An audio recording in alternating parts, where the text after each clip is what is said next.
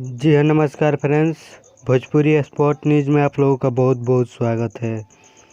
खेसारी लाल यादव का बहुत बवाल छठ गीत ऑडियो सॉन्ग रिलीज होने वाला है,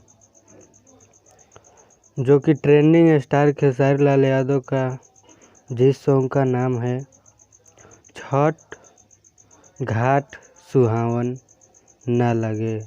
छठ घाट सुहावन ना लगे, इस सॉन्ग को प्यार से गाए हैं खेसारी लाल यादव और इस सॉन्ग को गीत को लिखे हैं कुंदन प्रीत जी, संगीत दिए हैं रोशन सिंह और डिजाइनर हैं विक्की यादव हैं।